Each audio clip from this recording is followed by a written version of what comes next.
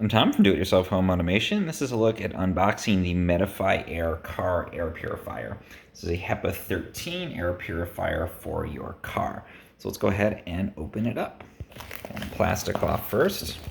Okay, let's open it up. All right, let's see, cover on here.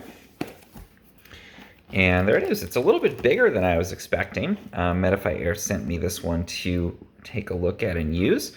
So here's our instruction manual.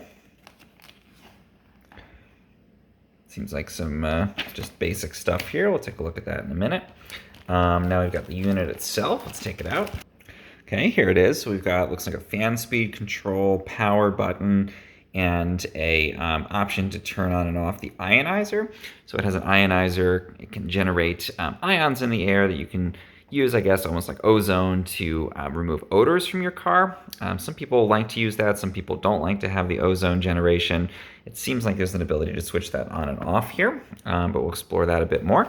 And let's see what else we've got here on this unit. So here's the back. It's 12 volts, which makes sense because you're going to be running it off of your car. We've got a power input on the back here, and this looks like straps to hold it. I believe the way they're showing this is that it should go on the back of the seat in your car. So let's see if I can find the back of the box. Yeah, it's supposed to strap onto the back of a seat to purify the air. So let's keep taking a look at what we got in the box.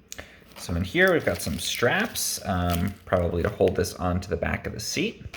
And then we got our power cord. So this plugs into the car's accessory or cigarette lighter. I'm planning to put it in the back of my minivan where I have a second accessory outlet, so I can keep the one in the front for my phone charger. This will go in the back, go on the back of one of the seats.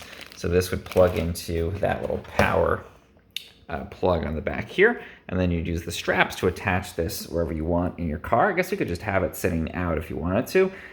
Or you could put it, again, on the back of the seat, probably to get better airflow around the car. So let's see what else we've got here. Yeah, so here's our placement instructions. It's saying you can put it either under the front seats, which seems like a great way to tuck it away and still have access to that accessory plug, or under the, or behind either front seat headrest. If you've got a 3-row car, I'd probably put it in the middle.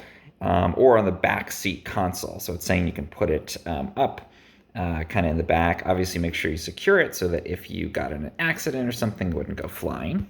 And I can open the front here, and you can see the HEPA filter, HEPA13, even better than a normal HEPA on the inside. And it looks like there's a pre-filter on the back here too, and then just a little probably 12-volt fan that's going to be pulling air through there.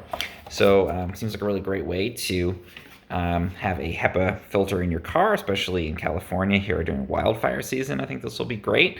And also just to remove odors and keep your car smelling fresh and keep the air in there clean. Good also if you're on the highway, I think, and you're getting a lot of exhaust into the car. If you're commuting every day, I think this would be a great way to pull out some of those small particulates and make it a cleaner and safer environment for you.